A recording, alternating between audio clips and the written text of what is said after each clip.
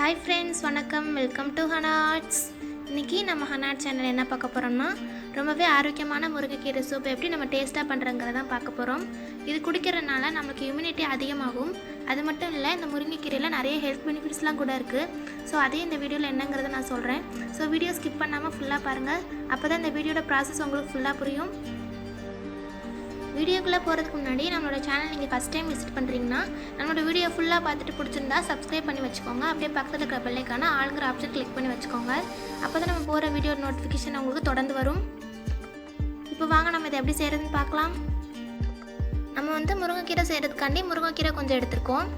அந்த முருங்கைக்கீரையை நீங்க முழுசா கொத்தோட ஒரு 2-3 தடவை நல்லா வாஷ் பண்ணிட்டு அதுக்கு அப்புறம் இந்த மாதிரி உரி வச்சுக்கோங்க. நம்ம சூப் தான் செய்ய போறோம், அதனால ரொம்ப டீப்பா உருவணும் தேவையில்லை. இந்த மாதிரி லேசா உருவனா கூட போதும். இப்போ இருக்க கொரோனா டைம்ல நம்ம கண்டிப்பா இந்த மாதிரி முருங்கைக்கீரையை மிஸ் பண்ணாம இந்த மாதிரி சூப் மாதிரி வச்சு குடிக்கிறது ரொம்பவே நல்லது. இதுல நிறைய vitamin A, vitamin E, vitamin C கூட இருக்கு. ஸோ அதனால நம்மளோட கண் பார்வை ரொம்பவே தெளிவடையும். அது கூடவே இந்த முருங்கைக்கீரையில் ஒமேகா 3 இருக்குது. அது மட்டும் இல்லாமல் அயனும் இருக்குது. நம்ம டேப்லெட்டாக போட்டால் நம்மளுக்கு பின்னாடி சைட் எஃபெக்ட்ஸ் வரதுக்கு வாய்ப்புகள் இருக்குது.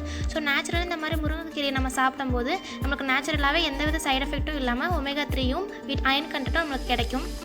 அது மட்டும் இல்லாமல் ஹீமோகுளோபின் அதிகப்படுத்தணும்னு நினைக்கிறவங்களோ முடி வளர்ச்சியை அதிகப்படுத்தணும்னு நினைக்கிறவங்களோ இந்த முருங்கைக்கீரையை இந்த மாதிரி சூப் வச்சு கண்டினியூஸாக குடிச்சிட்டு வரும்போது கண்டிப்பாக முடி வளர்ச்சியும் அதிகமாகும், ஹீமோகுளோபினும் அதிகமாகும். ஸோ கண்டிப்பாக இந்த மாதிரி நீங்கள் முருங்கைக்கீரையை வச்சு எடுத்துக்கோங்க. தொடர்ந்து நம்ம கண்டினியூஸாக குடிச்சிட்டு வரும்போது இதில் உள்ள அயன் கண்டென்ட் நம்மளோட முடி உதிர்வையும் குறைக்கும். இந்த மாதிரி நம்ம எல்லாத்தையுமே உருவியாச்சு. இது கூடயே நம்ம கொஞ்சமாக முருங்கை பூவையும் சேர்த்துருக்கோம். ஸோ அதையும் நம்ம இதில் சேர்த்துக்கலாம். இப்போ நம்ம பேன் வச்சு அதில் 1 ஸ்பூன் நெய்யும் 1 ஸ்பூன் நல்லெண்ணெயும் நம்ம ஆட் பண்ணியிருக்கோம். ஆயில் நல்லா ஹீட் ஆனதுமே ஒரு கைப்பிடி அளவுக்கு சின்ன பூண்டு எடுத்துருக்கோம். அது நல்லா தட்டிட்டு நம்ம சேர்த்துக்கலாம். நம்ம ஒரு துண்டு இஞ்சி எடுத்துருக்கோம், அதையும் இந்த மாதிரி நல்லா தட்டிட்டு நம்ம சேர்த்து நல்லா வறுத்துக்கலாம். இப்போ இது கூட நம்ம ஒரு 5-6 சின்ன வெங்காயம் எடுத்துருக்கோம். அந்த சின்ன வெங்காயத்தை நம்ம கட் பண்ணலை, நல்லா உரலில் வச்சு இடிச்சிட்டு அதை நம்ம எல்லாம் சேர்த்துருக்கோம். இப்போ நம்மளோட சின்ன வெங்காயத்தை நல்லா வதக்கிக்கலாம்.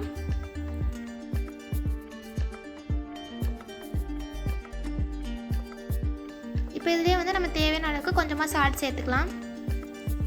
சால்ட்டை சேர்த்துட்டு அதையும் நல்லா மிக்ஸ் பண்ணி விட்ருங்க. அதில் ஒரு சின்ன தக்காளி நம்ம கட் பண்ணி வச்சுருக்கோம், அதையும் இதில் சேர்த்துக்கலாம். சின்னதாக ஒரு தக்காளி இருந்தால் போதும். சேர்த்துட்டு நல்லா மிக்ஸ் பண்ணி விட்டுக்கோங்க.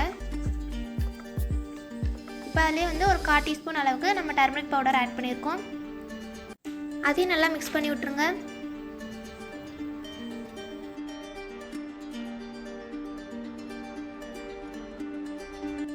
இப்போ இதிலே நம்ம ஒரு 1/2 டீஸ்பூன் அளவுக்கு சீரகத்தூள் சேர்த்துக்கலாம்.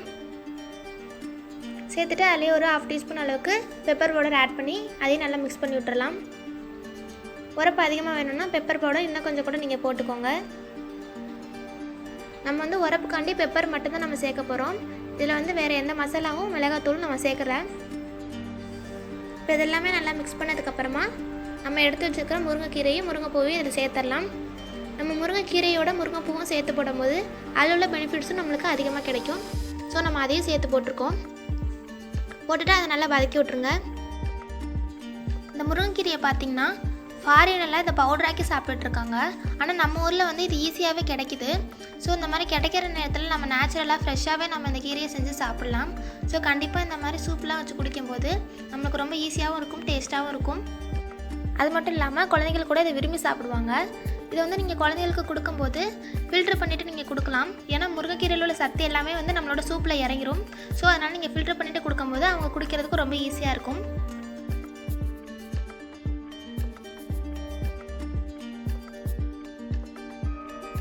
இப்போ இந்த மாதிரி நல்லா வதக்கினதுக்கப்புறமா நம்ம 1 லிட்டர் அளவுக்கு தண்ணி ஊற்றலாம். இதை 2லேருந்து 3 பேர் அளவுக்கு நம்ம குடிக்கலாம். நல்லா மிக்ஸ் பண்ணி விட்ருங்க தண்ணியை.